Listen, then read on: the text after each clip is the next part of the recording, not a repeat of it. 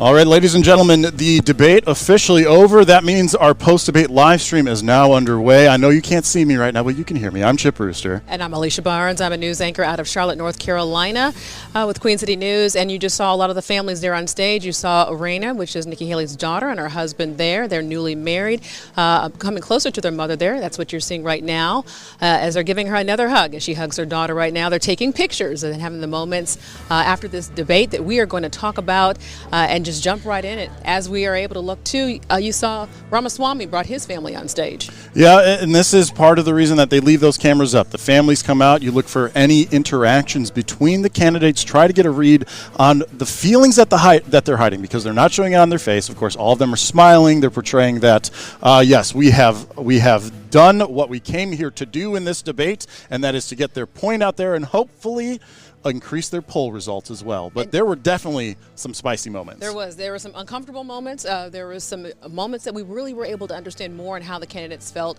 But Chip, I got to ask you, if you had to give an adjective to describe what we saw tonight, what would you say? Aggressive. Aggressive is the adjective I would give, because they know that this is the last GOP debate before the caucuses, before primaries really start to kick in. And so this is their last big stage chance, with all eyes on these four of the five major candidates. And so each candidate really had to be a bit more aggressive in getting their message out there. And that's what we saw. We definitely saw that with Ron DeSantis starting off. I want to tell you where we are. We are inside of the spin room.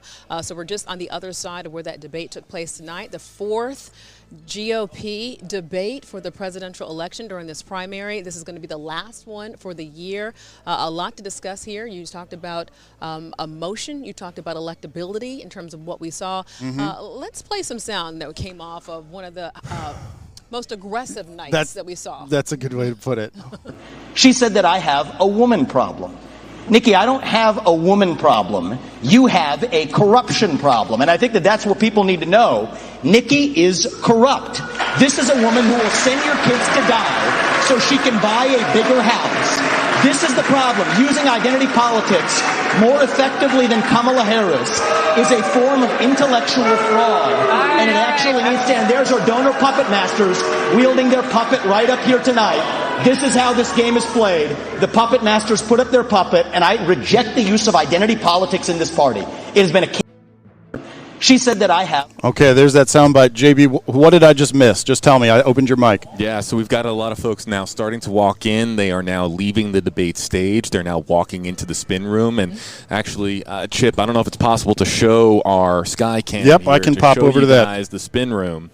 But what I'd like to do is show everybody just how many reporters are here waiting and ready to interview members, of course, of all the various campaigns that are represented here tonight, from Chris Christie's campaign to Mr. Ramaswamy's campaign, also to, of course, Ron DeSantis, and then, of course, Nikki Haley. Everyone is just now waiting for the candidates to actually come into the room, and we want to, of course, push our poll as well. And also what you're looking at here, it looks like Perry Sook, who is the CEO of the Nexstar Media Group, who's addressing some of the media. That's who you see talking there in the middle. As you can be able to see that he's discussing some things right there. Who is that? Is not Perry Sook. Oh, okay. I see the boot, and Perry was not wearing a boot earlier. He was not. Oh, he's actually he is in the room though. Yes, so you were very close. He's over to the left of me. But when you look at that sound that we just heard there of the exchange between Ramaswamy and Nikki Haley, very intense. And I know that props are not allowed. When he held that sheet of paper up, I think that that's something that we're going to be talking about tomorrow. Just that back and forth between them. That exchange. This is me live on live streams, making sure my camera looks the way I want it to look. So yes, go back to that soundbite, and JB, keep doing that. I'm going to leave your mic open. Okay. Yep. Okay, great. Yep. So if you hear or see something, let us know. So let's go back to that soundbite. I don't want to play it again, but I'm going to put it back up just so that way we can see the visual piece that everyone was talking about, which is that sign. We mentioned it's the most spicy part of the night, probably. It's already making the rounds on social media. And someone said it. I haven't seen it, but apparently there is a post out there that he had this sign made in advance. so that there was a plan, a clear plan for him to do this at this moment. And this is just kind of typical Ramaswamy tactics that we have seen in the last 3 debates. It really as was. well. I mean, we've been following these debates. This is the fourth debate. I felt like we picked up where we left off. But one of the things that we talked about, we're going to bring in our guest right now, too. We have Dr. Josh Brandlett, who's a professor at the University of Alabama. He's going to join us here. This debate really kicked off, Dr. Josh, when you talk about electability. I felt like it started with electability, it ended with electability. And it really, you saw Ron DeSantis come out very, very strong. What were your thoughts? Right, well, thanks again for having me. And I would say that electability would be my word for the night. It was the opening question from the moderators, and it was invoked again in the closing statements by the candidates. And electability is so important in primary campaigns as we're getting closer to Iowa. That is something that the candidates wanted to emphasize. I also noticed you said aggressive. I would say candid and loose. Okay. It might be that they just know each other more, so they're more comfortable not just around each other, but more comfortable going after each other. I did think that there was more candid looseness from the candidates on the stage tonight.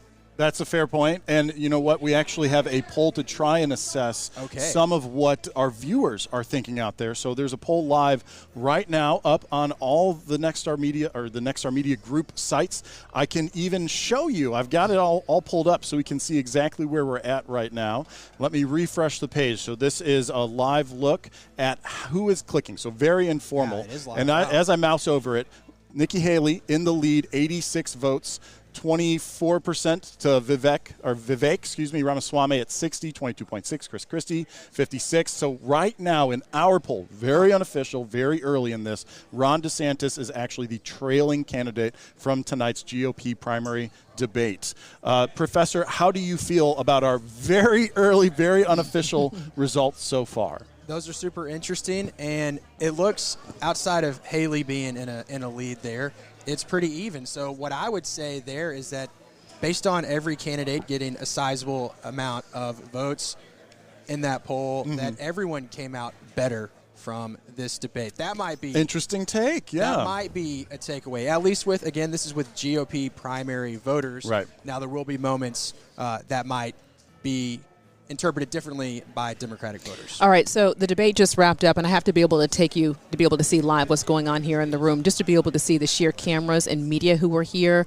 I cover North Carolina and South Carolina, so I'm not getting this wrong. I definitely see Congressman Ralph Norman. Well, here comes Vivek who's behind Ramaswamy. me. Yes, and now Mr. Ramaswamy has come into the spin room, and we're going to see that he's going to probably go over to News Nation and do an interview. JB is adjusting the camera right now. You're going to see him for yourself. There he is right there, entering the spin room, walking directly behind myself and Alicia, and pointing at the News Nation set. So this is the way it's going to work in our post-show, by the way. News Nation gets anybody first. This is their party. Listen, I am not trying to knock them for that. No. This is their party.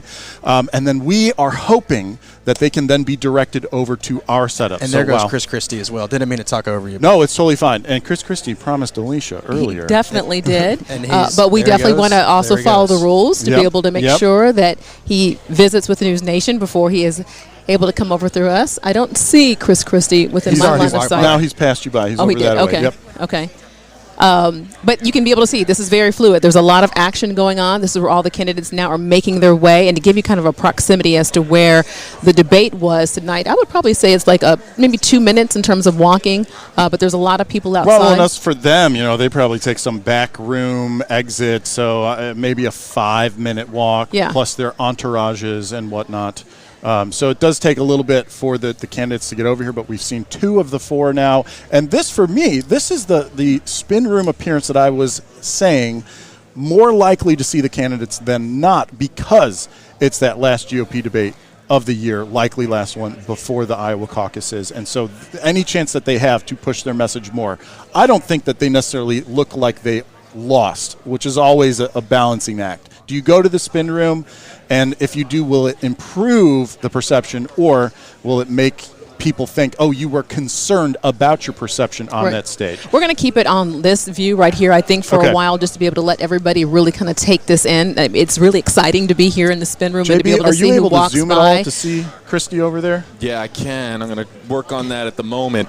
and we'll also keep an eye on who's coming and making their way this way when they do, and they join us here on set. But right now we have Dr. Josh Branham, University of Alabama. Let's still talk about this debate. What were all the highlights that you were able to see? There's a lot to take a deep dive, and specifically with Ron DeSantis. Let's start with him first. He's polling as the top candidate of the 4 who were on the stage tonight, but Nikki Haley is definitely decreasing that lead that he has.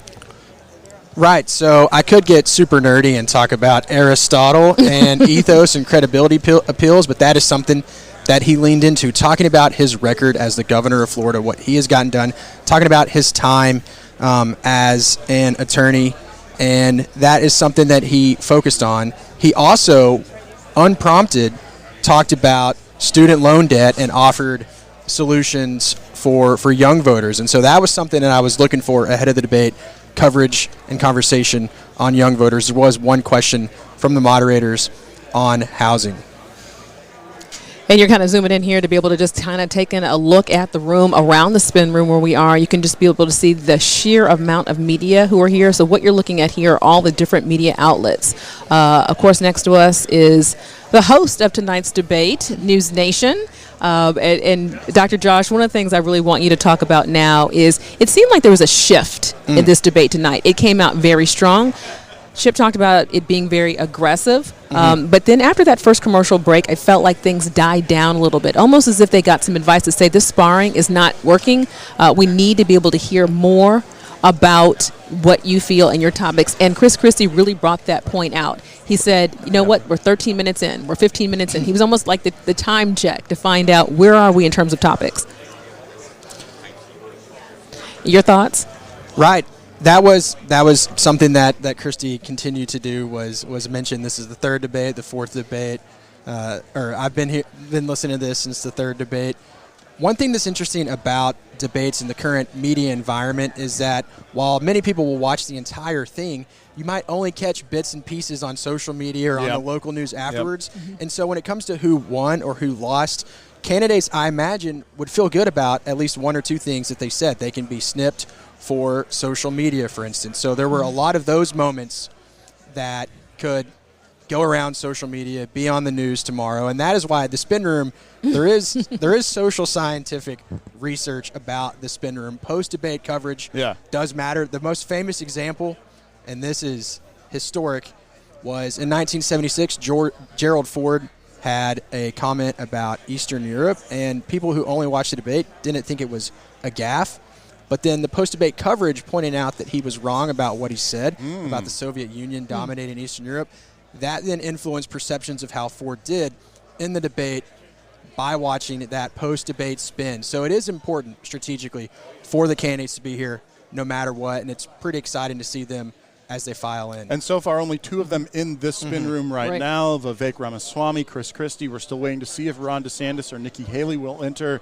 I know, Alicia, you have a long relationship with Nikki Haley, just having covered her even before she was a governor in the state of South Carolina. Right. So if we're able to get her over here, you're ready to catch up and ask some questions, right? Really to be able to talk about the issues and especially giving more context, which she tried to explain a little bit tonight on the stage. But also, too, I think it's interesting to be able to see the relationship that we're starting to see with some of these candidates. When you saw Ramaswamy come hard for Nikki Haley and question her intelligence, we saw Chris Christie as the candidate who really came in to really help throw her a bone. Yep. And I believe we have a sound bite that we can be able to play for you to be able to take a listen as to what happened in the debate. Yes, and I believe it is this one right here. Let me push this button and see what happens. Oh, it's because I muted it down Rivals here. become running mates. There we go. Tell them about how you want to send our kids to die. You Go do for this it. at every debate. You go out on the stump and you say something. All of us see it on video. We confront you on the debate stage. You say you didn't say it, and then you back away. And I want to I'll say tell you what. exactly no, what I said, Chris. I'm not done yet. Well, this now is look. This is And here's nonsense. the- This man is spewing. This man is spewing nonsense. Let me tell you something. This is the fourth debate. The fourth debate that you would be voted in the first 20 minutes as the most obnoxious blowhard in America. So shut up for a little while. I'm going to respond to that. I want to say You're something pushing else. us. We're going to let you respond to that. We're going to let you respond to that. I'll take Let him that. finish. I want to say something else. We're now 25 minutes into this debate. and he has insulted Nikki Haley's basic intelligence. Exactly what you said. Okay, there is one of the many bites that we have pulled from this, but talking about, we covered a couple of things related to this. Chris Christie, and the different stance that he took, him becoming defensive of Nikki Haley, not a first for him, and he's done that in past debates as well. But this, honestly, this is the reason that I used the word aggressive, was because of Chris Christie's stance. When I look at his performance in this debate as compared to past debates, he definitely tried to capture more time. Yes. And you know, like you said, was watching the clock at certain points too, and saying, "Oh, it's been this long, and you guys haven't even come to me yet," or "You did this thing." So that, especially towards the beginning, is really what captured my attention. Yeah, and Dr. Josh, you've been watching these debates. This is the fourth debate tonight. I felt like we saw a different Chris Christie. What it reminded me of was Chris Christie in 2016 in a primary debate against Marco Rubio, the way that he was going after Vivek Ramaswamy. It reminded me of 2016 and him playing that role of going after another contender. And he obviously did not get the candidacy in 2016, but he did get an administrative position. He got a lot of support from Donald Trump as a result, perhaps, of going on the attack to take out a different candidate. There could be some kind of similar positioning, political positioning happening now as well. The amount that he was defending Nikki Haley specifically, I mean, it doesn't necessarily raise his candidacy up, but it does raise hers up. It does, but I think you bring up an interesting point in terms of which candidates are going after which candidates. And the factor tonight, a lot of people wanted to be able to see more candidates come for former President Donald Trump.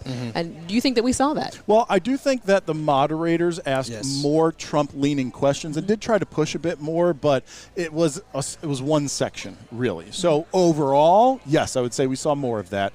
But it still was not really attacking that big elephant not in the room. Right. We had the lead off talking about poll numbers and how they compared against each other and in the states and then ultimately against Trump.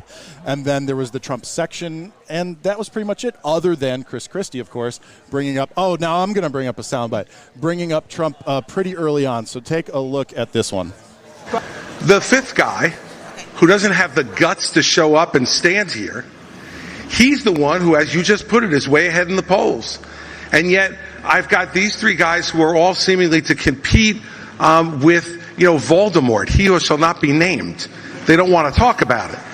The fact is that when you go and you say the truth about somebody who is a dictator, a bully, who has taken shots at everybody, whether they've given him great service or not over time, who dares to disagree with him, then I understand why these three are timid to say anything about it.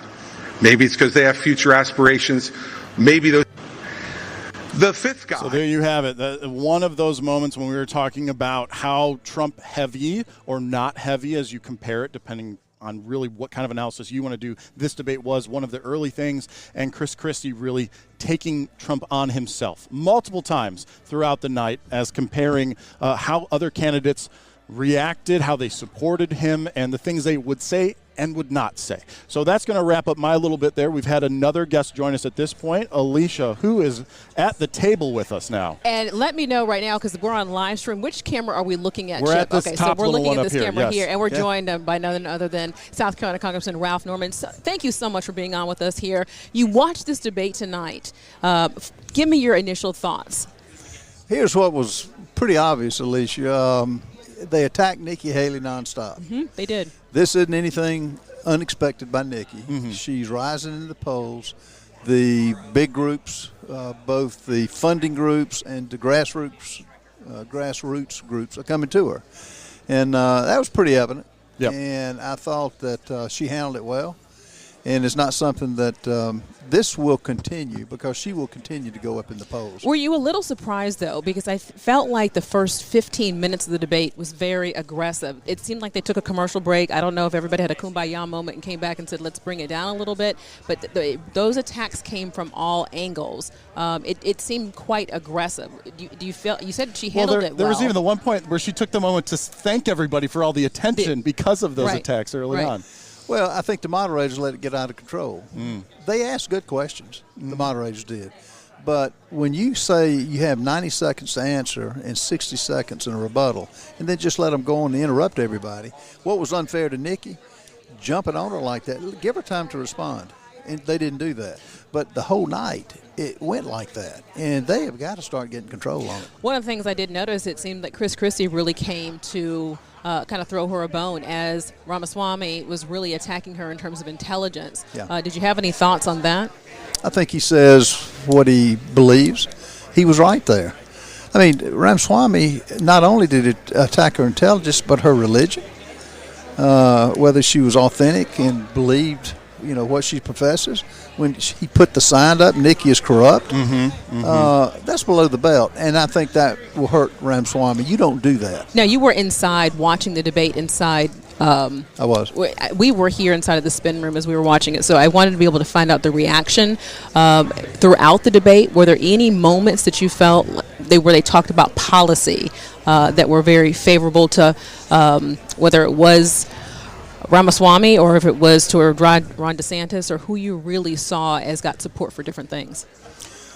Well, I think Ramaswamy, everybody, all the four candidates had people there who were clapping, no matter what they said. They were clapping. We didn't see that over here. Over here, it felt I heard clapping for everybody, but I heard cheers for Ron DeSantis more often than not, just from ththose that were reacting out loud in that auditorium. That was my opinion from watching. For a long time, it was just Ramaswamy and Nikki Haley going back and forth. Nikki Haley and her trying to talk. Yeah. But no, I mean, for in my mind, Nikki told her vision for the country. She from the colleges to what she would do with Taiwan, what she would do with Hamas and what's happening to Israel, immigration, and I think it went well with her. Did you talk to her after the debate? Did you have a chance? We're heading over there now. You are? Okay. Hopefully ask her if maybe she wants to head this way toward the spin room because I want to give her a chance to be able to address and put some context into some of the things. Some of the, covering South Carolina, I've covered South Carolina for a very, very long time. As you mentioned back when Nikki Haley was a state rep out of Lexington, and being able to see that progression, I just think it'd be fair for viewers to be able to understand the context of some of the things that she mentioned tonight. Well, I think so. With the primary coming up, people, she's been in campaign in Iowa, New Hampshire, and I think it would be good. And she, but the warmth that Nikki has, the way she delivers a message, and the vision, particularly as she ended it tonight, I think was second to none. Last question for you. Ron DeSantis really looked more aggressive than what we've seen in the past. Would you agree? Yeah, he has to be. He's losing steam. I mean, the big group, you got to remember, Ron DeSantis was the heir apparent to the presidency. That didn't happen. He's losing ground, and he had to do something different. That's why his staff, has been disassembled. He spent $100 million burning through his money to the tune of $100 million. He had to do something different. And you fully endorsed Nikki Haley win? Absolutely, in February when she announced. Okay, when she announced. All right. Congressman Norman, Lisa, I appreciate it. nice I'll to see you you back at home, I guess I should say, and run into you there. Yes, Look forward to it. Well, thanks so much for joining us. Thank you so much for being on. While we change out some guests, I'm going to pop over to the poll. Let me refresh. So again, this is a live poll, unofficial, but it is in our websites on Nexstar Media, so whatever your local Nexstar site is. If you are interested in casting your vote in this unofficial poll, you can check this out. All right, let me mouse over real quick. So Nikki Haley in the lead in this poll, 32.7%, 303 votes have been cast. Very narrow. Vivek Ramaswamy, 25.7, 25.6. Chris Christie. So Ron DeSantis is still trailing 16%, 149 of those votes cast going to him. Again, a very unofficial poll, but let us know what you think. Find this poll on your local Nexstar Media website. In fact, if you're watching this right now, there's a good chance you're on that site already. Just poke around and check it out. Okay, we've got our next guest seated, Alicia. Oh, yes. Mr. Wall joining us. Thank you so much for being back on the show. I guess here it wasn't so bad the first time. You can't get rid of me. All right, now that you have been able to process what we saw tonight, I felt like the 2 hours just flew by. Would you say? Absolutely. And that's what debates do, right? If it's the entertainment factor was absolutely here in this debate. It was lively, it was spirited. I was just asking a minute ago by some other press, what word would you use for the debate?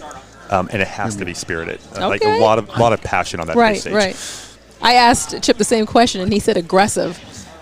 When I answered it at the beginning, it was uncomfortable at times, but it was. I just felt like the hurling of the messaging, to me, at some point crossed the line. Would you agree? Well, spirited is the polite way of saying aggressive. You guys are going to make me regret having to pick an adjective within 2 seconds here. Look. I'm Spirited. I'm going to remember that. Now, that's kind of like being in the South and you say, bless your heart. Okay. All right. I'm picking up what you're putting down, John.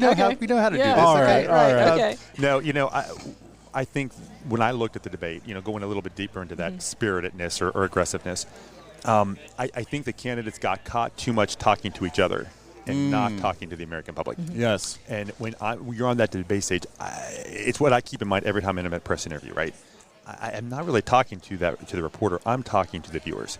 And I think the candidates forgot that. So, and I kind of brought up a little bit more when we were dissecting my choice of aggressive as an adjective. And our professor, who is kind of helping in with analysis, he was saying that in his view, it might be because this is now the fourth debate.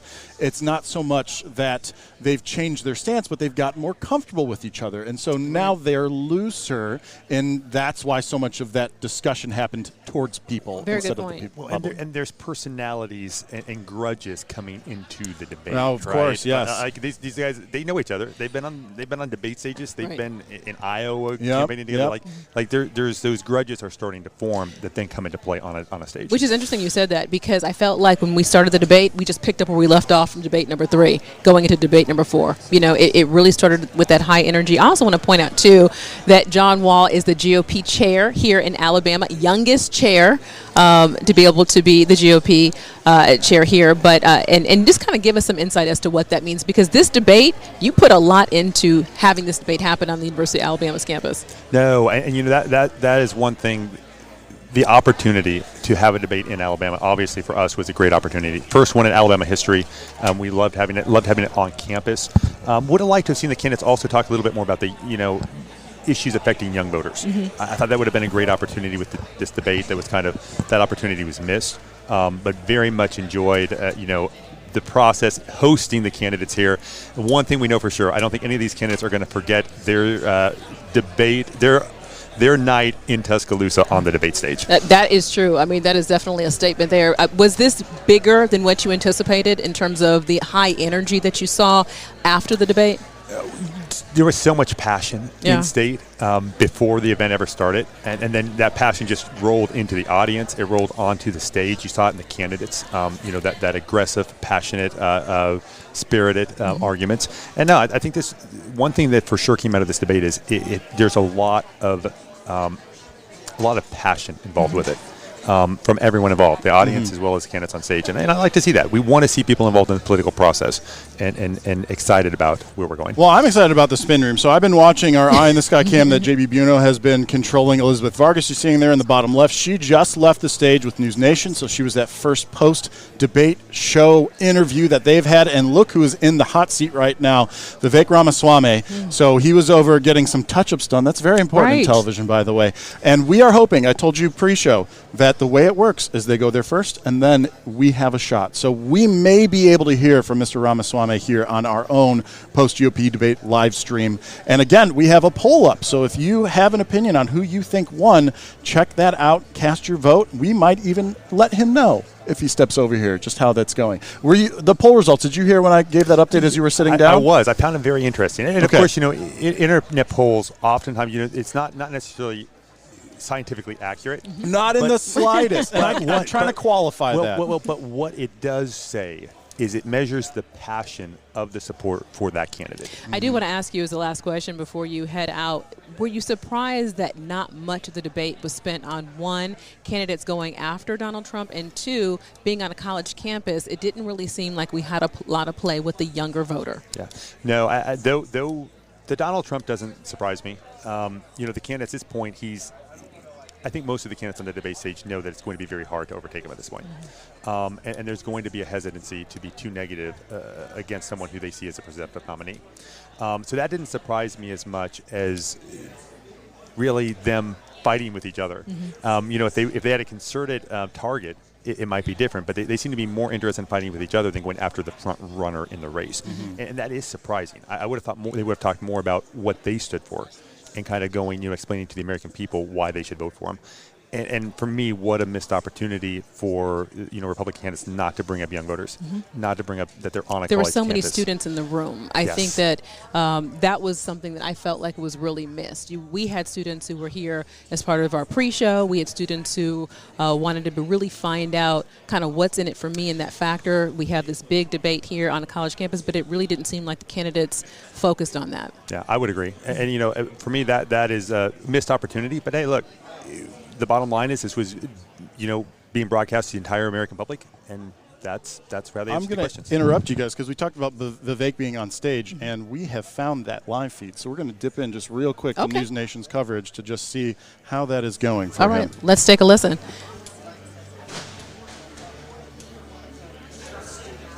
Look at that. That's technology for you. I will Thank say you. this. Thank you. So on the ground in Iowa, I mean, there are many different dimensions to each of us, right, as human beings and as people and as leaders.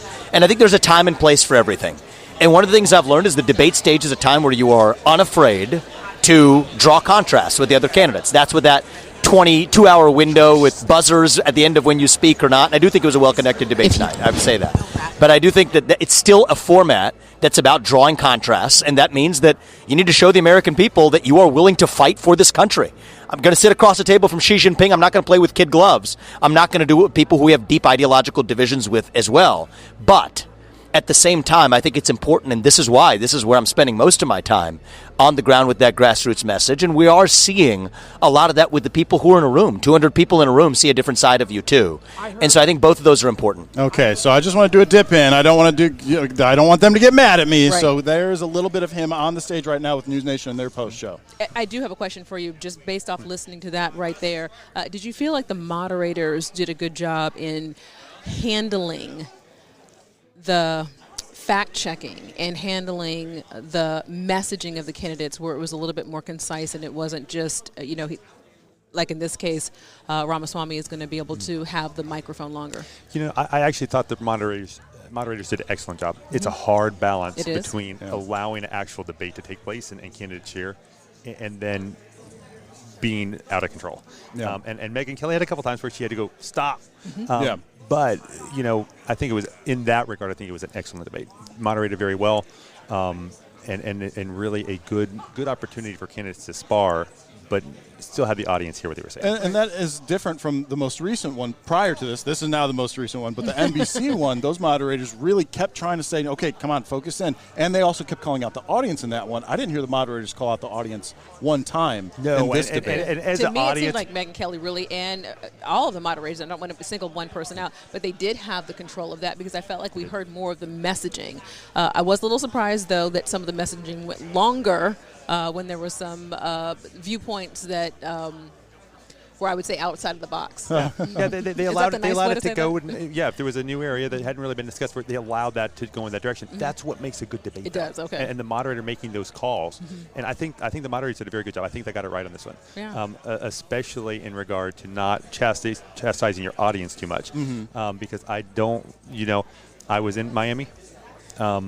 I'm an audience member. I don't like to be told to be quiet. I have one more question for you myself.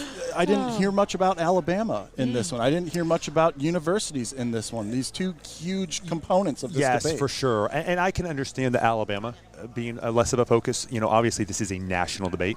I would have liked to have seen more on the student and Weren't young you the one people. talking about, like, I hope they bring up the sports team? Roll right Tide. before? Roll Right, Tide. but Roll they Tide. didn't Roll bring Tide. Roll that Tide. up. So, yeah. But and even with the student, we had a nice moment from Ron DeSantis talking about his student loan potential, how he would revamp that and tie it to universities, and then I didn't really hear much else. Well, and that would have been a great injection of humor into the debate as well. We're going to take you back out live for you to be able to see as we have another guest who might be joining us right now. Well, John we're Wall, I want to say hopeful. thank you so much for hanging out with us here and giving us your perspective of the debate. All right, good to be on the show. All right, thank you so much. So Vivek Ramaswamy is leaving the set there. So he's having some last words with the News Nation staff and anchors, and this is the moment where we're hopeful that our producers, our team on the ground here, can get him to come and sit down in our chair, put on this headset, and take some questions direct from us and some questions from you. JB, have you been monitoring chat and comments at all, out of most curiosity? Certainly have. Okay. And I'm not going to bring it up. I'm just if you happen to have said something. Look at everyone's like, come this way, the Hill, come this way, us, come this way, someone over there, come this way. Mr. Let's Ramaswamy, Mr. Ramaswamy, can we get you on real quickly? Just 2 questions. We're all ready for you. He said thank you multiple times. Did he he said say thank he you would multiple be times. back? What did he say? Come on in, Professor. Did he? Were you hearing? Was he giving any kind of indication that he might come back? He said he was going to honor his other commitments to see if he has time.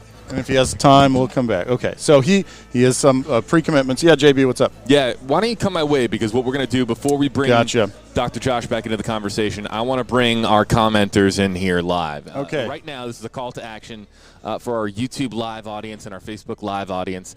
Let us know what you thought of the debate tonight. You can use hashtag GOP debate. I'm just going to rapid fire through your comments. Let us know who you liked, maybe who you didn't like. Keep it clean. Keep it clean. You guys know me. I'm only going to put up comments that are, of course, appropriate for our live stream. Keep it professional. But we really do want to spotlight. So starting now, we'll bring up our shot here, showing everybody the spin room. And in the meantime, and it's live, so you can click away and it'll come in.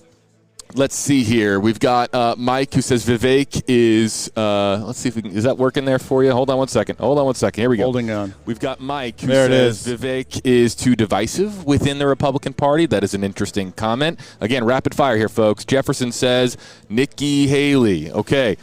Jordan thought that Vivek was the clear winner tonight. Looking at some others. Okay, yeah, if you use the hashtag, that gets you to the front of the line. So King says hashtag GOP debate. Vivek was the man tonight. Okay. Looking here at some others. Jenny in Georgia says Vivek is smart, but he was vicious tonight. Vicious is a very strong, powerful word. So that's one of our commenters. Jenny claiming, of course, that she is from Georgia.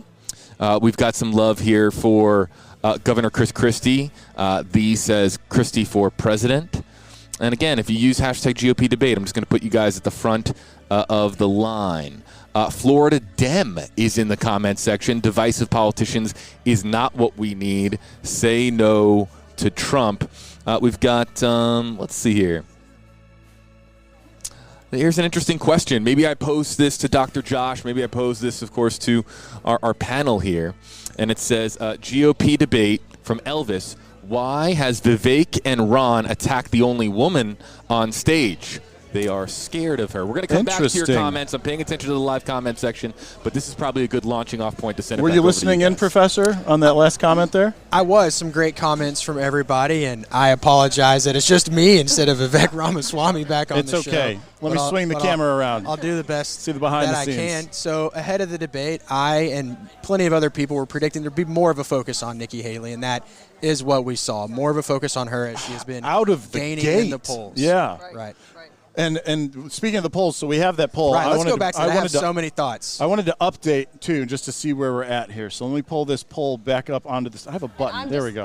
I want to explain to viewers what I'm doing because I'm definitely paying attention to you. Mike, thank you. But the way this works here, where we are right as soon as you get inside the spin room. And so the action can either go right past us or we can be able to grab some of the candidates. Hopefully, we see right now that Vivek Ramaswamy is still doing interviews, so there might be a chance for him to come back this way, but that's what I'm looking for, to be able to see who's in the room and kind of navigate that. So here's the poll, Professor, and this is updated. So at the moment, it's still very similar. 31%, Nikki Haley, the slight lead, 507 votes. Vivek now in second, 26.7, which is nearly tied with Chris Christie, 418 to 436. 18-vote difference on this poll. And Ron DeSantis still polling in fourth, 270. So he's at a little more than half of what Nikki Haley has. So that would mean our total votes are about 1,300 at this point. Well, 270 is all you need in the Electoral College. That is a nice reference, as it would be. So what are you thinking of our informal poll? I think it's super interesting, and I am surprised by where Ron DeSantis is in that audience poll. So I do, in my surveys, ask about who do you think won a debate. Another question, which I think could have some different answers, is how did the candidates perform compared to your expectations? And I think that for many voters, perhaps Ron DeSantis performed better based on what they were expecting. And again, I thought he was looser than in previous debates. But super interesting in seeing basically a three-way split with DeSantis there in fourth, again showing that with specific segments of voters, these candidates found success in some areas, and of course you can find missteps and pitfalls in other areas. Who as would you well. say won the debate tonight? That's a great question. And if it's not your place to answer, it's okay to tell us that. It's totally fine. I like to say you can go through the strengths and weaknesses of each of what you saw tonight, but it was really I wanted to get your opinion on the debate performance tonight, not in terms of their policy values and that kind of thing, but in terms of their actual overall some performance. of the things you talked about in the pre-show, like studying body language Right. and how they responded to each other. Did you pick up on anything in there where you were like, oh yes, that candidate has been taking the notes from whoever was hired that I was talking about in the pre-show? I did think that Ron DeSantis had a different vibe non-verbally. Another moment that stood out to me in terms of just candidate dynamics is when Nikki Haley said, no, I'm not even going to respond to that comment. That was super interesting. One thing about who won the debate, here's a non-answer answer. I think that the moderators won the debate. If we think about the second GOP primary debate, there was a lot of conversations about the moderators not stopping the candidates from interrupting each other. There was a lot of overtalk. And here, anytime that happened, the moderator said no. And so I think that they did a good job of controlling the conversation so that even if it was aggressive and there were insults and a lot of vivid language, a lot of very strong words that I heard, the moderators kept it focused on the candidates speaking one at a time for the most part. And I feel like just from doing research of knowing this, Megyn Kelly, she's done more than 30 debates. Right. You can really tell that she was very strong. Confident. Very confident, and she each laid moment. down what was going to happen, what was not going to happen. It even what our viewers didn't see before the debate started, probably like 2-3 minutes, she said, this is not the time to go to the bathroom. Because even though we might have some seat fillers and seat holders, we don't need people to be able to walk around. I thought it was a very, very nice way to say we're getting started and to stay in your seat, you know. But she really set the tone for that debate. On your comment, though, about them taking control as moderators, they did allow within limits a lot of responses where they weren't going like, no, you can't respond. A candidate would say, hold up, I need to respond to that, and then they would allow that, try and give a time limit on that. So they played an interesting balance there between trying to keep control while also allowing that more lively speak to happen on Absolutely. the stage. Always allowing the 1 minute response from the person who was directly talked to. Named, So there was a for lack of moment, a I better. forget which moment it was, but an extra person tried to add in a response to a response. Yes. And that wasn't allowed. But the format here was informative. And so I hope that voters, despite or whoever that you thought won or whoever you're preferring, I hope that we learned about the candidates a little bit more. That's all you can ask for. So you can go out and look at their websites. You can Google them. And actually, Ron DeSantis, he said go to rondesantis.com. That used to be a lot more popular. Although these days, I guess candidate websites maybe aren't as popular. But we could have said, you could have seen someone say, go find me on Instagram. Right. For instance, we did have a debate about TikTok last time around. Yeah. That wasn't discussed, along with other issues about young voters. I was hyping that up as a possibility all week. We did have one discussion on housing, and then DeSantis discussed student loan debt as well. One of the things with DeSantis I want to be able to point out is he definitely looked a lot stronger. I don't know if that has anything to do with the recent debate that he had with the California Governor Gavin Newsom that took place, I believe that was last week, and really getting ready for this debate tonight. But the performance that came out in terms of him starting with electability, being very aggressive, he was the first to be able to take that question, and I think it set the tone for seeing him possibly in a different light. We'll see, number-wise, poll numbers, if he gets that bump. He hasn't in the past. Nikki Haley has been the only candidate of the four who were on stage tonight that was able to see a bump. For all of them. That includes Trump, by the way. Yeah. He got a bump in 2 of the last 3, but one of them, for some reason, he didn't. Interesting. Okay, I actually have the soundbite of DeSantis talking about student loans. So let me play that. We'll take a moment to play that soundbite. And then the other topic that I want to address with you while we're waiting to see if we can get Vivek Ramaswamy is the opening by the moderators where they were giving a nice comparison of polls. Right. And so let me go ahead and pull up the Ron DeSantis student loan bite, and then we will move on to that next topic. Here we go. Let's take a listen. People are these student loans. Now, I don't support having a truck driver having to pay a student loan for someone that got a degree in gender studies. That is wrong. We should not have taxpayers do that. What I'm going to do, though, is I'm going to get to the root cause of the problem. These student loans are going to be backed by the universities because they need to have an incentive to produce gainful employment for people. They should not be indulging in ideological studies. They should be focusing on things that work. And we're going to take some of this money and we're going to move it to actual vocational training. In Florida, we doubled apprenticeships. We have more truck drivers. These are in-demand skills. Don't let anybody tell you that the only way you can be successful is through a 4-year brick and ivy degree. That's one way you can be. It's not the only way, and we're going to fix that problem in the United States of America. All right, there you have it. So that was one of the few moments that was really focused on higher education, narrowing in on student loans, despite us having this debate here at the University of Alabama. Did you notice any other moments where they really dug into the pertinent surroundings, college, university, student loans? I also didn't notice too much on the economy, despite it being such a high priority for students. Real quick before we get off of Yes. student loans, though, or programs, but there was another piece that Bite did not talk about, and he said, depending on your major. And I wasn't quite sure. I wanted to get your take if that was taken well, because I can't remember what the major was, but he made it seem as if it wasn't. He said, we're not going to pay back student loans He said for gender studies. For gender studies, Yes. right. And I just feel like, if that is important to a student, is that crossing the line of saying something that is as important that you want to major in shouldn't be? His qualified? comment was really about the fact of the way the loan repayment with the Biden administration is Right. going is it doesn't matter what you studied, it's getting paid back by tax dollars, which would be your truck driver, so your non-university. I don't know if it was specific to that major. Okay. I think he was more Yeah, well, calling out I thought, it was just basically saying easy majors we're not going to be able to pay. Is that how you took that? That's how I read into that. And I just felt like how do we know what's easy to one person might be hard to somebody else? I mean, I went to Clemson University, so I know a lot of people who took thermodynamics that can, or mechanical engineering that can be able to do thermodynamics, but they couldn't do a speech to save their lives because of what their specialty is, whereas for somebody like us as journalists, a speech class is probably an easy A. Yeah, sure. So I think when you look at what is the value, I didn't know if that fared well, in terms. No thoughts? Okay. We can move on. Well, I was thinking, is this my moment to offer a full defense of higher education in general? I Which would way do you say, wanna though, go? that when talking about young voters, it's easy to just focus on college students. And so it is important to Yeah, remember that's that a there good are point. plenty of 18 to 23-year-olds who aren't in college, who are pursuing alternative paths, whether that's trade school or going straight into work, going into the military. And so it is important to think about everyone who is a young voter.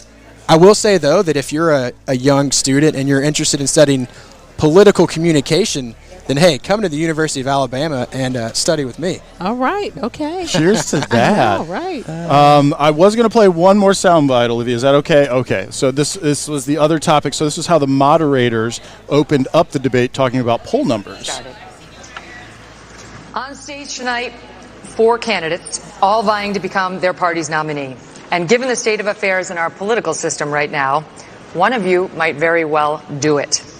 Even many Democrats now admit that President Biden is a weak candidate, just as many Republicans acknowledge that former President Donald Trump's multiple legal troubles could imperil his quest for a second term, all of which means one of you could wind up the leader of the free world.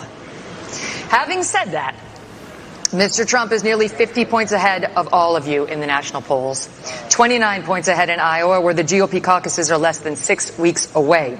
And so, as Republicans get ready to vote on whether any of you might be preferable to Mr. Trump, we begin with the question of election started. On stage tonight, 4 candidates. There you have it. That is how they began the debate, really breaking down the poll numbers. And I myself, polls are a tricky thing because, as many candidates will say while they pay attention to them, it's not until people begin casting votes that actually matters. Speaking of polls, I'm going to bring up our poll. Let me refresh just to see where we're standing here before we jump in with our next guest. So this is our very unofficial Nexstar site poll where people can go and click a button to tell us who they think won. Nikki Haley's lead in our poll has reduced a little bit, but she's still holding on to that first place spot, 29.9%, 626 votes. Chris Christie has moved into second on our unofficial poll. That puts Vivek Ramaswamy into the third spot. Ron DeSantis has been pretty steady in that 16% as I've been refreshing this. Again, incredibly unofficial. So I believe, speaking of Ron DeSantis, we actually have somebody joining us from the Ron DeSantis camp. Who do we got, Alicia? Oh, so this camera is the live one, Right. but you can look at us. Don't worry about that camera. And this is Andrew Romeo. You are his campaign communications I am. director. Right, so you can give us some real insight because there's a question that I really want to know. This Sure. debate that he had with Governor Gavin Newsom with California, what they Yeah. call the blue-red debate. Yep. To me, I felt like it really prepared him for tonight. Would you say that? He came out very aggressive. He came out very strong.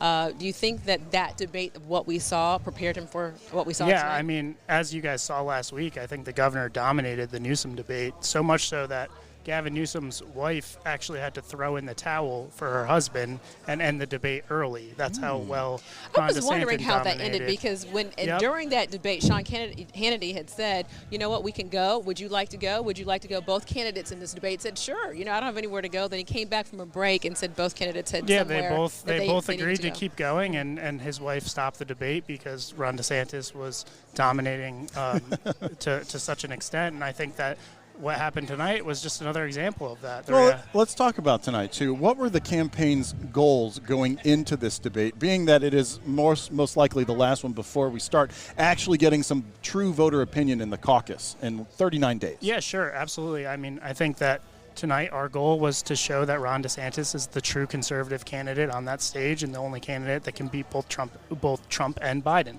Okay. And I think he showed that tonight. And I think it was a great night for him, getting out his message, his agenda of how he would reverse decline in America. And I think the person that had the worst night on the stage was Nikki Haley, by far. She was no-show Nikki tonight. She this was the first night where she was really in the spotlight, where people were really looking at her, looking to see if she could handle it, and she showed she absolutely couldn't. She couldn't answer any questions. She didn't want to answer any questions. She wanted to be in the background of this debate. And then when she got called on her record, she had no explanation for it. So no explanation for sending love letters to Chinese ambassadors, no explanation for not protecting girls from having to share bathrooms with boys, no explanation for how she's a tool of her liberal billionaire donors. Andrew, let me stop you real quick. I want to be able to ask you something specifically, though, because as these debates have progressed, it seems to a lot of viewers that Ron DeSantis and Nikki Haley, that the feud is starting to build up. Is that something that was planned? I mean, you being a surrogate for Ron DeSantis, did you guys have a plan of action going into this, saying that DeSantis was going to target more on Haley to be able to really show voters where she stands on issues, or did that just happen on the debate stage? I think the debate just kind of played out that way because the reality of these debates, what the governor tries to do is articulate where he is on issues that are important to the American people. So whether it's China, the economy, energy, he talked about all those things tonight. And the reality is that him and Nikki Haley could not be more different.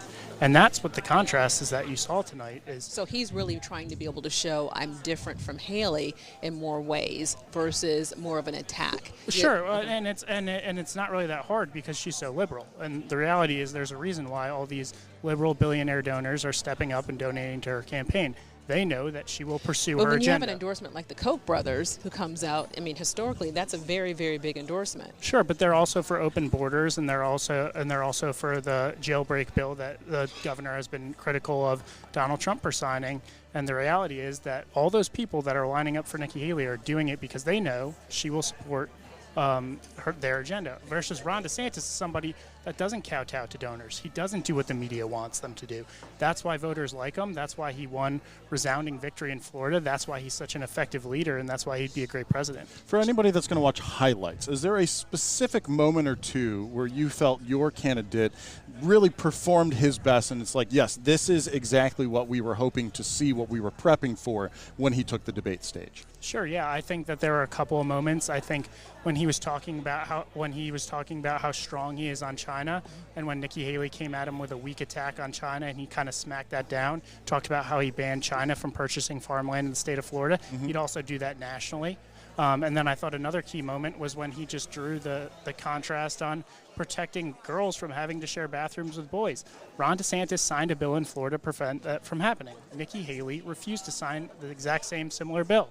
So it was just him being able to show those contrasts in such a stark manner and kind of point to how effective he is actually getting things done. The only thing I want to is say the with that, difference. though, is, and I have covered South Carolina for a very long time, ever since when Nikki Haley was governor of South Carolina, and I think to Nikki's point of what she was trying to make in the debate stage tonight is the context of it. When you started to be able to see the bathroom bill, or when you had those issues that were arising, that's when in history, when those, and she said it was a small group of people. So I think in terms of where you are in history, that does make a little bit of difference when you can compare to 2023 versus something that you're talking about in 2015 or 2016. Yeah, the reality is the governor just pointed out her own words, which she said it wasn't necessary, and then she was even bragging about the bill up until last year.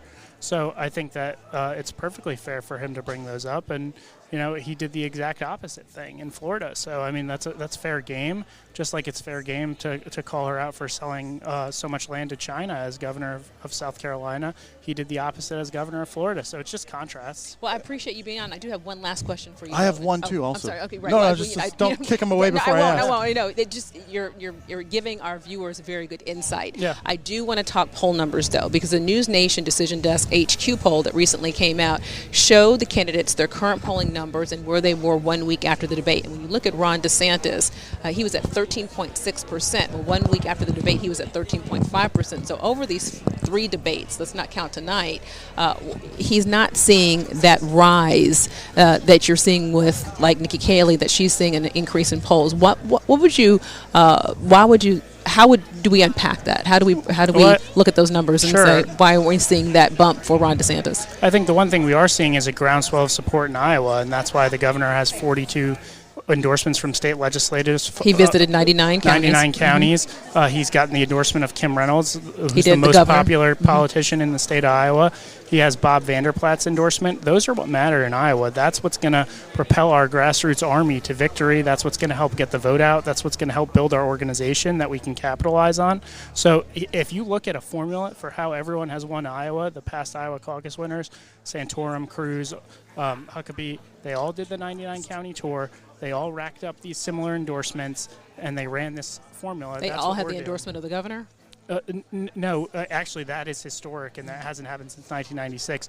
But just in terms of how they approach their campaigns of the 99 counties, building the organization on the ground, we're running a very similar campaign. That's why we feel like we're going to be successful. And that actually leads in well to my last question, because the whole visiting every single county has been such a staple of that early campaign. We're 39 days away now from the Iowa caucus. What does the Ron DeSantis campaign do between now and then as a final push? What are some of the plans? Sure, you put that organization to work, right? When you go to all 99 counties, you build an infrastructure there. We're going to go back and visit many of those places again. Okay. And we're going to keep doubling down on the work that we're putting in Iowa, because the reality is Iowans want to see you out in the flesh. They want to be able to shake your hand. They want to be able to ask you a question. They want to get to know you personally. Ron DeSantis is doing that in Iowa better than anybody right now. We're going to continue to do it.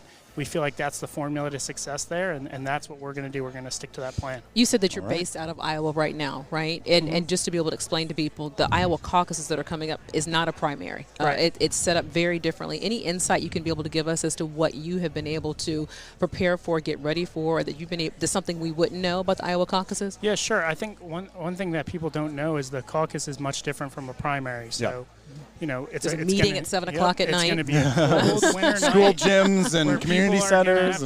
Set it up for us. I don't think most people understand when you hear about the Iowa caucuses what all that entails. So just from your perspective. Sure. Yeah, it's going to be a cold winter night where people are going to have to come out of their house and sit in gymnasiums, community centers, wherever these caucuses are. There's many of those sites, and they're going to have to sit there and listen to speeches and then get behind their candidate. And to get people to do that, to put in that commitment, which is a little bit different than just going down to the polling place and casting a ballot, right? That takes a certain level of a commitment and passion about a candidate. So we feel like we're building that because of the organization I was just talking about with our volunteer network, with our, every state legislator that endorses our campaign is going to bring along their organization with them to these caucus sites. That's what's going to make the difference for us on caucus night. Do you think Ron DeSantis is going to win South Carolina? South Carolina or South Carolina after Iowa was first in the South in South Carolina. We're focused on the first game of the season right now. That's the way we think about it. Is you got to go compete and do well in the first one, and then that's going to set the tone for all the rest of the states. But we definitely plan on being in South Carolina and being very active after we get done with Iowa. All right, I like the answer. Thanks so much for joining us, Andrew. I do appreciate it. Yes, appreciate it. Okay, so I'm going to pop over to JB now, who has been monitoring social media and promising to bring us some of those comments. So, JB, what has it been looking like in our interactive elements? Hello again, Chip. Hello, Alicia. Let's welcome in again our Facebook Live and YouTube Live audience. Again, if you want to move to the front of the comment queue, we're about to spotlight your comments. Use hashtag GOP debate. We really want to hear from you. Want to spotlight who you like, maybe who you weren't impressed with tonight, and also, too, just what you thought of the debate tonight in general. Did it carry the conversation forward? Let's actually get to some of the comments, and here's what I'm going to do. I'm just going to hot punch as many as I can. Okay, so rapid fire. Rapid fire. Okay, so I saw a bunch come in a moment ago, and let's see here. Okay.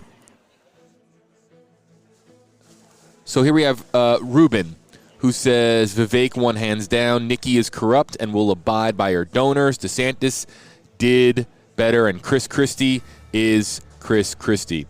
We've got Epic, who's joining us. Hashtag GOP debate. Chris Christie definitely won this debate.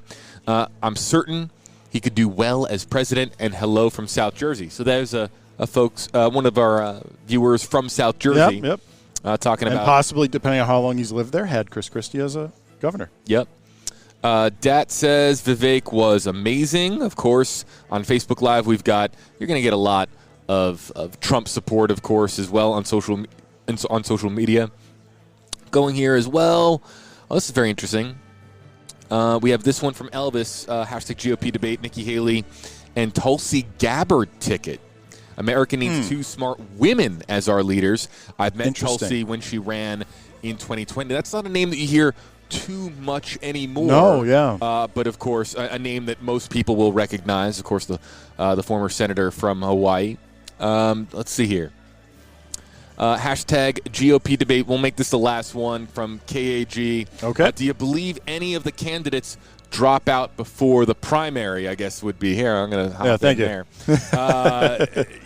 As far as candidates to drop out, keep in mind, it should be worth noting that there are candidates that are still technically candidates who didn't make the debate stage tonight. Correct. So exactly how long their campaigns last beyond this presidential debate, the final one of the year, that, of course, will pay close attention to who is going to be the last man or woman standing. Fair point. All right, JB, thanks so much. Speaking of polls, we're going to check in with our unofficial poll, which has been going on. Let me refresh to get you the latest.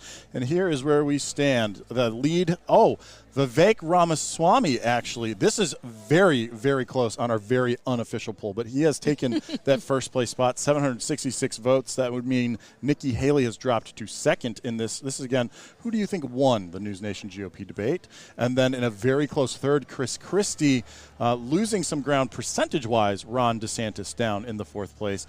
Very, very. I can't emphasize this enough how unscientific this poll is. It is a single-click thing. We're just trying to gather your opinion. It is a social media poll. So take it at not even face value with a bucket load of salt. But nonetheless, we are hearing your voices through these clicks, and we appreciate you guys taking the time to join us through the interactivity, just as we appreciate our The Hill partners taking the time to join us up here on our live stream stage.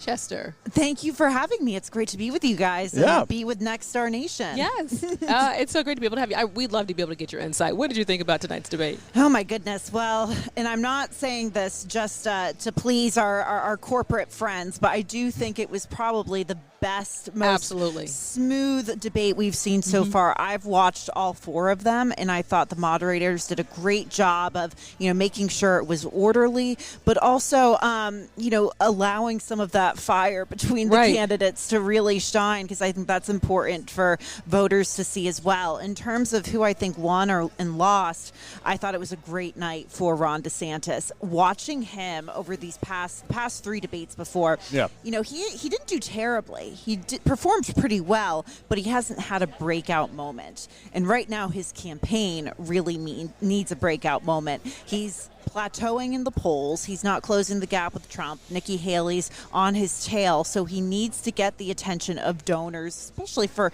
a lot of those, getting those resources on the ground in Iowa. Nikki Haley, I think, had a decent night, but I think she faded into the background a bit. We saw her having more of these breakout moments in the past debates. We didn't really see that. We didn't see a lot of her stingers that we normally get. She was pretty quiet and reserved in the attacks that came at her as well. But I wonder, though, and Julie, you can comment on this, I wonder a lot of times when you have these debates and you see a candidate do well or rise in the polls, and then they start to overcorrect. And they overcorrect in ways that it's like, wow, you really hit well with voters on this point. You didn't hit well with voters on this point. But it seemed like what we were hearing from Nikki Haley tonight is that's not true. But she didn't come with the zingers. I mean, when you heard Chris Christie say, "I'm not done," that was a strong moment. Then you heard Vivek Ramaswamy come back with the same thing. I'm not, those kinds of things are what, of course, captured the attention. But I felt like the bigger picture of the debate, it seemed huge. It seemed high energy. I mean, Chip, would you agree in terms of what you saw, especially at the beginning of the debate? Oh, certainly. And the big part of that, I think, is that they know that it was the last one of the year, that it was likely the last one before we start to get actual voter feedback. And so they all had to bring higher energy. They all had to try and push their message more strongly. I did want to get a little bit more of just your background, because The Hill, that is a broad site. I work with the video people over there quite a bit. Have you been primarily covering the GOP presidential primary race? Yeah, primarily the GOP presidential primary race, focusing on Ron DeSantis and Nikki Haley. And, going back to Ron DeSantis, I mean, I'm originally from Florida. And interestingly enough, just a little anecdote, I went home to my parents' house during the pandemic, at the beginning of the pandemic. And I'd been paying attention to Ron DeSantis before that. But the pandemic, especially those first few months, really changed him as a politician, as a governor. And I think we saw his rise at that time. And we saw that rise all the way to November of 2022, when the red wave, was certainly on display in Florida. The blue wave wasn't in Florida. Right. So that's another story for another time.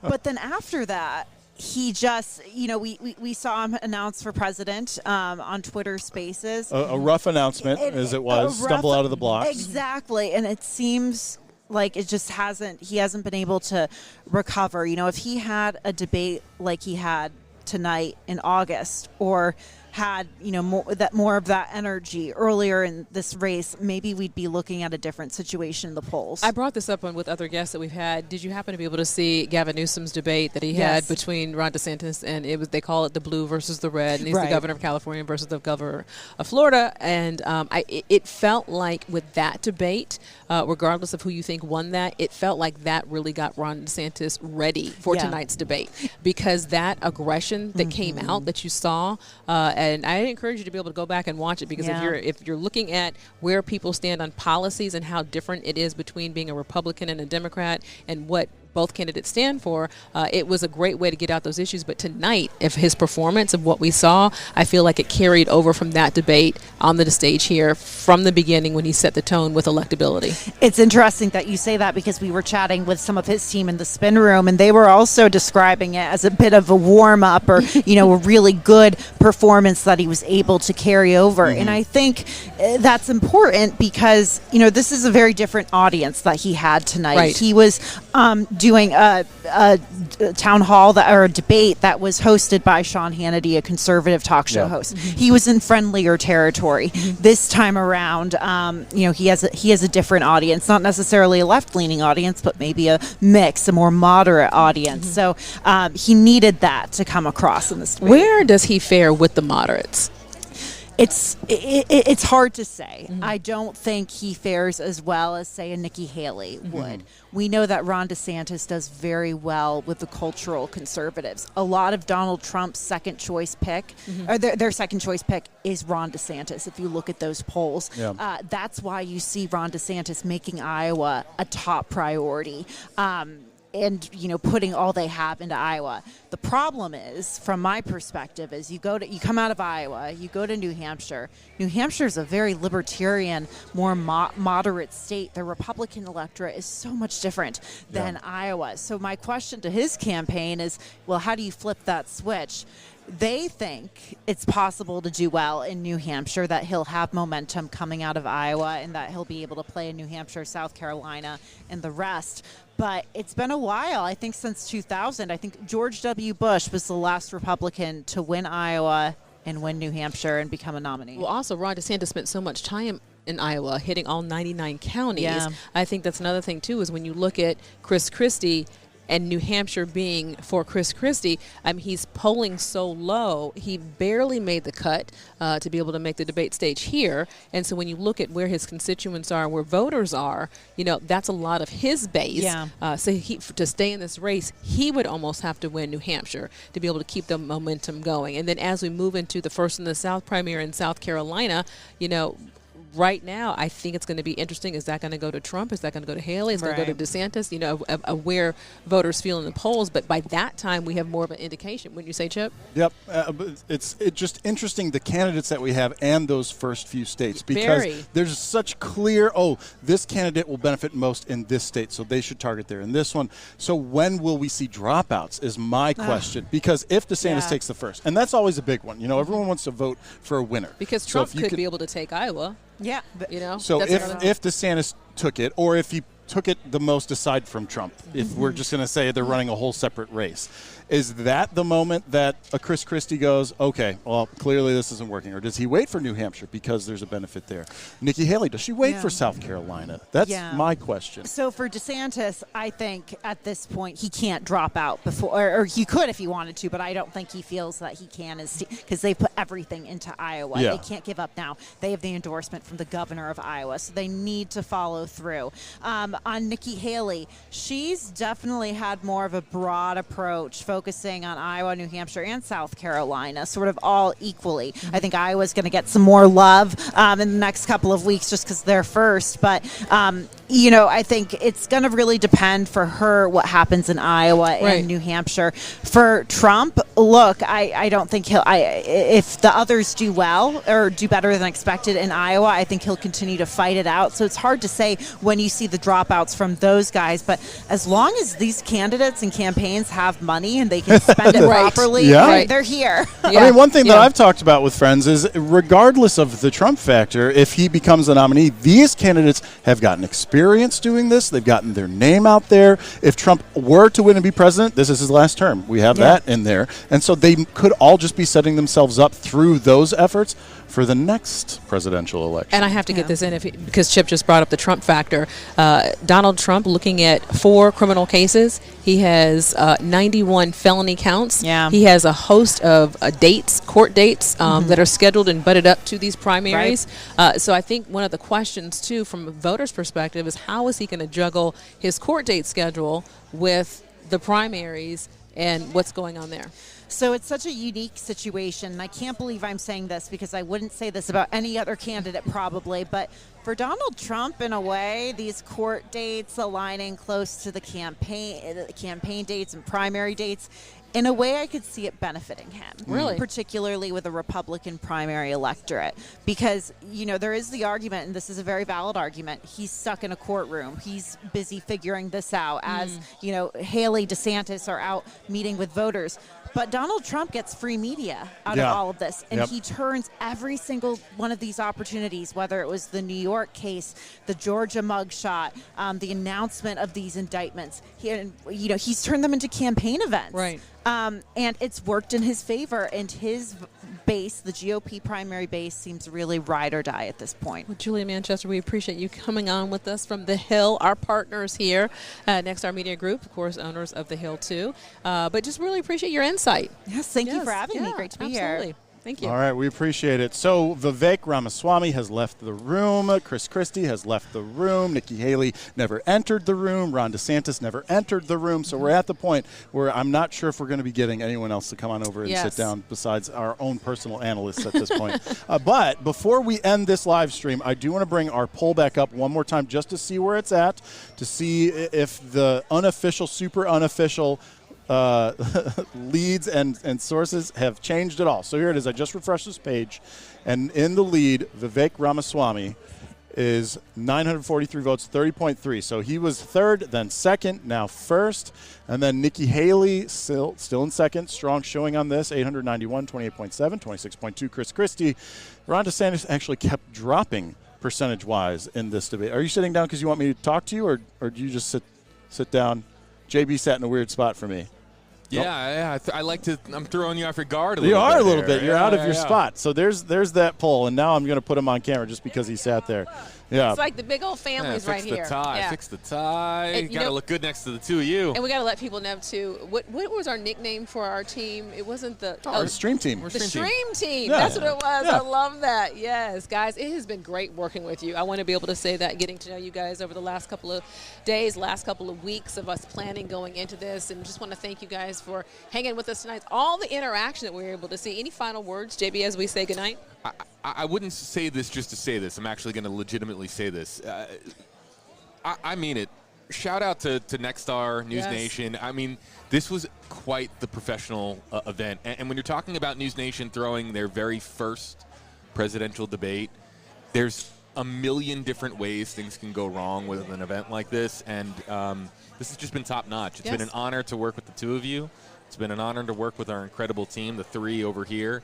I'm excited to see what is ahead for these candidates, and excited to see what's ahead in 2024.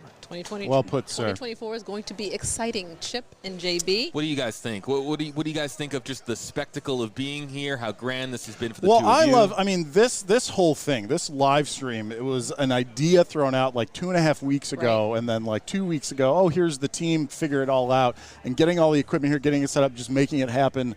That it was embraced from the start, that the idea was brought up at all. I love within this company, within this space at least, that we have now proof of concept, another way that we can provide coverage to our viewers, to our local sites, to those that are more internet-minded than necessarily broadcast-minded. We're really bridging that gap here. So for me, it was really this experience that I was most fascinated by, and I really hope that we can continue doing this for everybody out there that has loved to watch this type of journalistic coverage of such an event. Right, and I want Chip to be able to close out the show, but I do want to be able to say just this one thing, too. I mirror what you said. This is my first time on a live stream, my first experience with this. So for me, there was a lot of learning curves, even from learning how to wear these headsets and feel and what it feels like. And these guys were laughing at me the whole way, like, just Alicia, put the headset. It is kind of low, there we go. actually. Yeah, there that's we go. better. Keep putting the microphone up. So, I'll get better if we do this again. But there was a lot. This was just so cool to be able to see how you two have worked together and you built this set in front of me. I was going to ask you, didn't you do this in a time lapse? I never put it. I did get it. I phone's thought we had over a there time somewhere. lapse, so we'll have to put that online somewhere. It but exists. You know what really helps us? The more you interact and use that hashtag GOP debate, and you let people like and know that you like to be able to watch this type of live stream, we'll be with you maybe next time around. I know these two well. I'll probably go back to my day job. Do you close out a show saying a certain? Do you have like a tagline? No, but I want. That's why I was interested to hear Do you have a way to end your live how he's stream? going to close it out. I'd like to invite our three wonderful producers to come just behind us, because this again, team effort. This was a full team effort. It takes.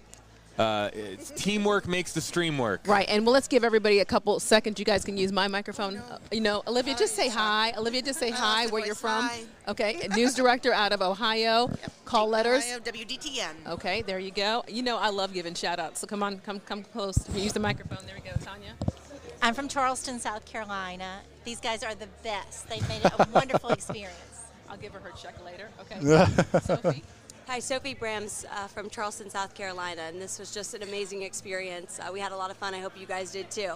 Okay, what's our hashtag, y'all? GOP With some debate, excitement. We're ending the show. There's a bunch of people's hashtags. GOP debate. So you don't have like a typical, you always say this at the end of a live stream? No, I'm the only one? Well, then I guess I get to because say it. I There you go. rarely Go, end go, live. I guess go, I get to go, close go. this out. Until the next live stream, I'm Chip Rooster. Take care, everybody.